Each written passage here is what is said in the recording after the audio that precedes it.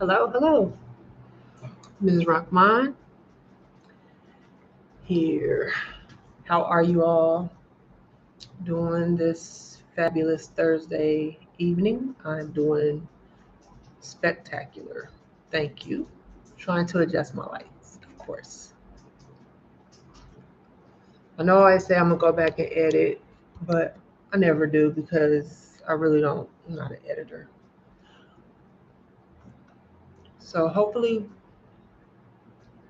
I can get through what I want to say um, without any mishaps because I wrote this kind of fast. I'm gonna try to go off the top, but uh, I really, you know, I try to stay away from politics anymore, just because I see the games, the um, playing people off of each other, and uh, the political arena has always been like that, but I think it's lot more dangerous, a lot more toxic now. And at this point, I'm just for the people. Like anything that is beneficial for the greater good of the people, sign me up. That's how I feel. So I don't claim either party, but if I was going to say who I'm a lean towards, it will always be not um, Republican. And I say that just because over the years I've seen how they voted, especially in child support related issues.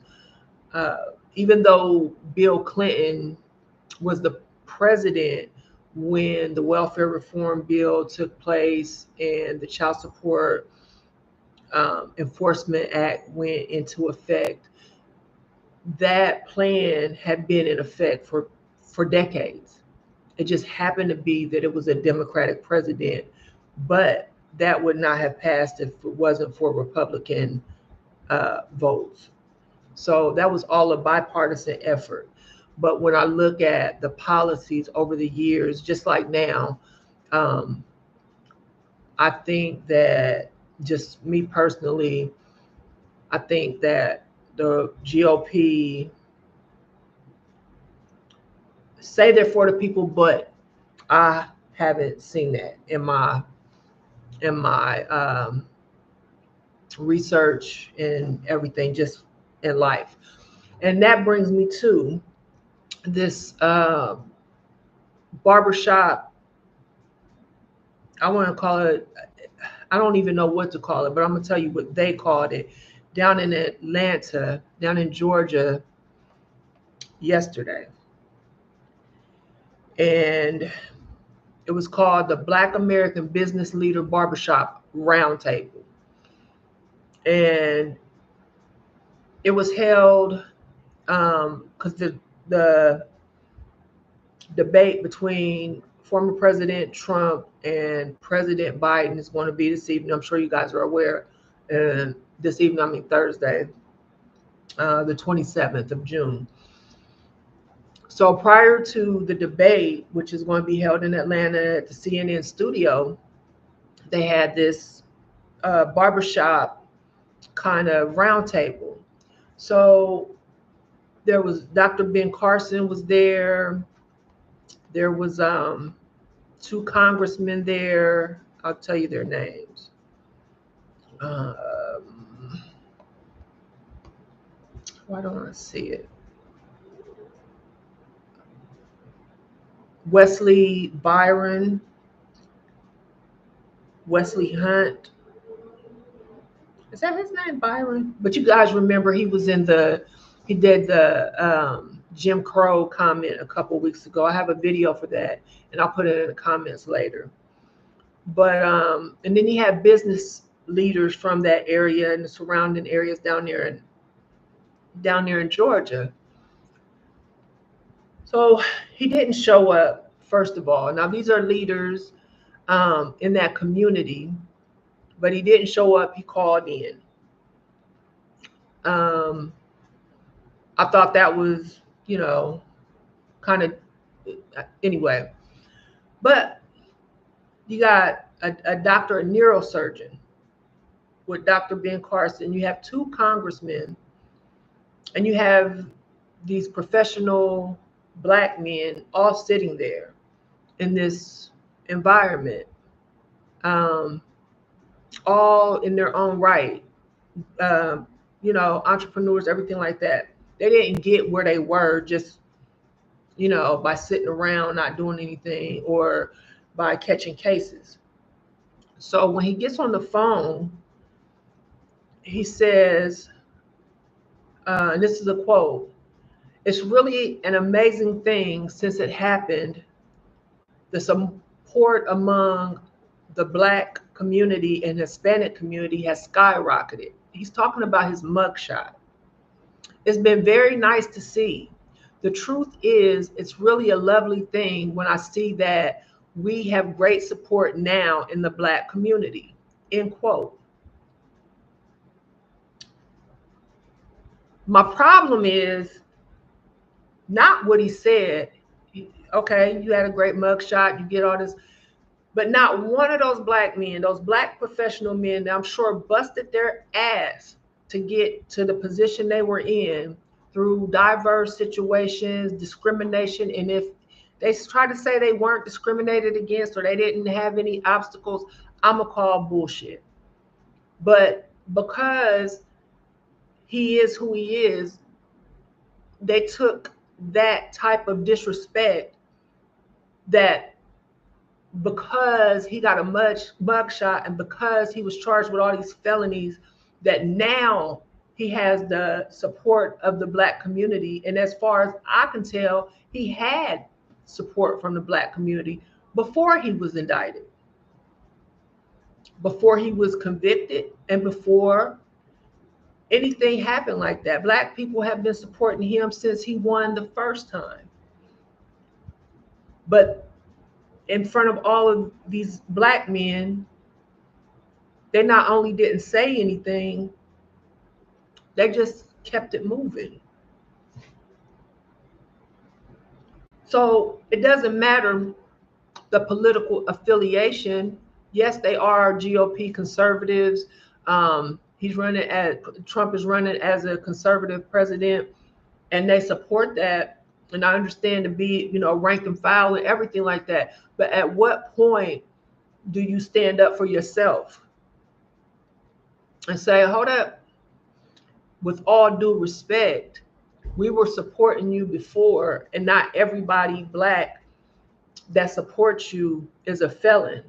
Not everybody that supports you has a mugshot that's Black. We got our, we deserve some respect too.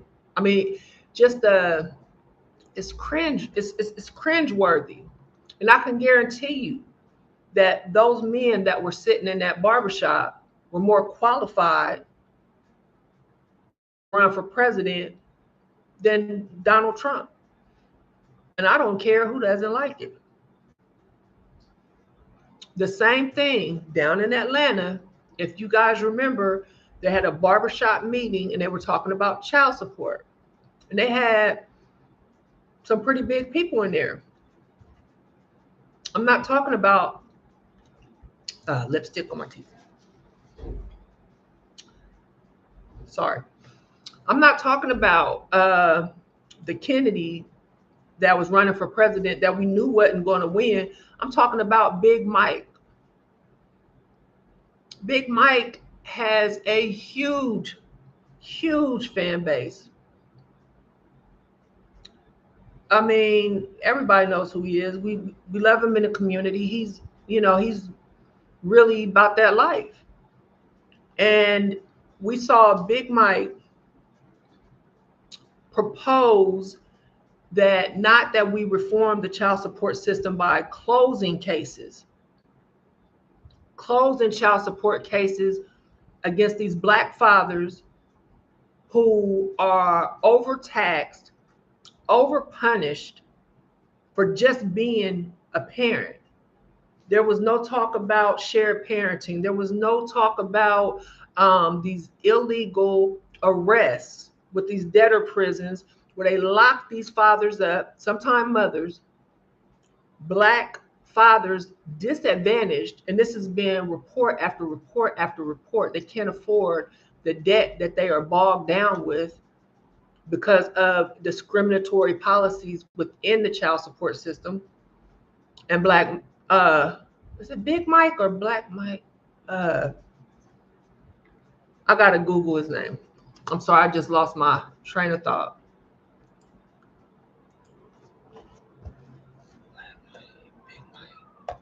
I might not even have none of his name right. Let me see.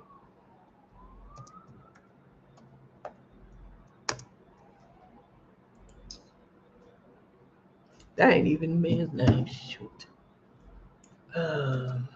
Killer Mike. My bad, Killer Mike. But they didn't have any of the statistics.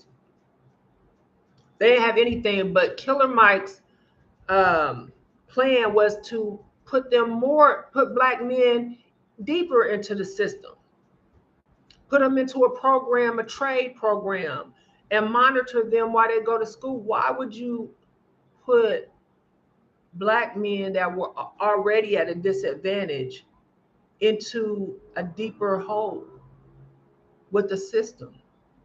And he has such a platform. Why are y'all sitting, all these Black men, professional, sitting around this white man asking him or telling him your ideas when y'all have all the tools you need? Which goes back to with this what's his name, Byron, the congressman who made the comment that all of them make. Ben Carson just did an interview about Jim Crow. The idea that Black people, slaves, and Black free people were better off during slavery and during Jim Crow than when welfare was implemented during the 1960s is the most ridiculous shit I think I've heard in so long. When slave women were pregnant and could not work the field, or when they were punished, they would lay them flat so their stomach went in a hole so they could be whipped without damaging the product being their baby. That's real. Jim Crow, do we really need to go there? Yes, the families, they were together because they couldn't go anywhere. If they even tried to go anywhere that was segregated, they might die. But I want to get back on topic. My point is, Black men, you don't have to tolerate this disrespect just because these white men are who they are. You guys have voices. Killer Mike, you gotta, pretty much people look at you and to see what's going on. And he sat there and wanted all these Black fathers deeper in the system than they already are. And they already have no rights as fathers. I suggest anybody that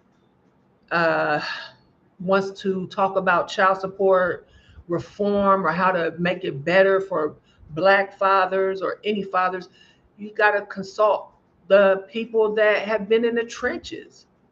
There's people that's been out here advocating for change for decades that don't work for the government, that actually work with parents, that have actually fought and won cases that were filed illegally. It's really, there's a whole movement out here. And not everybody adores you Donald Trump because you're a felon. Not everybody adores you because you have a mugshot. Not every black person has a mugshot. And those professional businessmen and politicians might have let you get that off, but I know you won't see this, but anybody that does, we take offense to that. I do personally. Kenya Rockman takes offense to you saying you get all the support from the black community because you're mugshot. Like, that's disrespectful as fuck. So I had to get that off my chest. I know I had some Killer Mike. I had your name messed up. I'm sorry. I'm kind of emotional about this because the whole Jim Crow thing. This lady was on there on Twitter, and she, y'all got people that have no business even speaking on this, on what black families was like during slavery and Jim Crow. Like, if you don't know, shut up. If you're not even going to do the research to find out about families being separated at auction blocks. There was a lady, there's stories you can read, actual stories from people that were slaves that were not with their families. Like, they were separated. There were no families during slavery. There were people that lived together that could be separated at any time. There were no nuclear families during slavery. Get that through your head. Stop romanticizing slavery to fit your narrative.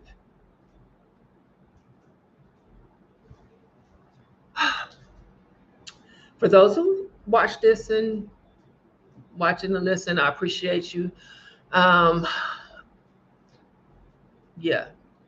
And if somebody, I don't care how high up they are, how whatever, don't let people, and this is aside from this, what I'm talking about now, don't let people say things that you know are blatantly untrue or that make you uncomfortable. Not to say that those men in that room was uncomfortable with Donald Trump associating black support with his mugshot, but they damn sure should have been. They should have been very uncomfortable enough to say something. Excuse me, Mr. President, we were here before your mugshot and we support you, and please don't associate us with felonies and mugshots, because I don't have one for any guy in there. Ben Carson was in there. I don't think he has a mugshot. Why? It's just, come on, y'all. We got to do better. I see all these people with every idea about how we can do this as a black community and get up and then you see the fuckery. Pure fuckery. So I'm gonna go through the whole thing. If you support me, like, subscribe, make sure your noties are on. Any child support questions, I have blogs, and you can go to my website, thechildsupporthustle.com. Let's see. I have my t-shirts, Welfare to Not Destroy the Black Family, Mob Life, My Own Boss Life. I got those t-shirts. My children are not fatherless. My child is not fatherless, because we know more and more that just because a father does not live in the home with his children or his child does not make that child fatherless. That's deprogram or unprogram the nonsense that they've been teaching and brainwashing us with. If a mother doesn't live in a home with her child because she maybe overseas in the military or something like that, that mother is not, those children are not motherless. So let's stop with the the little labels and stuff like that. Those children are not fatherless because their dad lives down the street or in another state. They have fathers.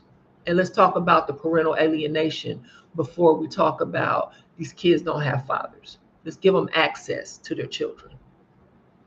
Let's stop with the bullshit. If we want to talk politics and we're going to have these men, these leaders in the room talking about stuff that affects everybody out here, then let's talk about it. Talking about mugs. Anyway, hey, y'all stay up. The fight continues. Fight the power.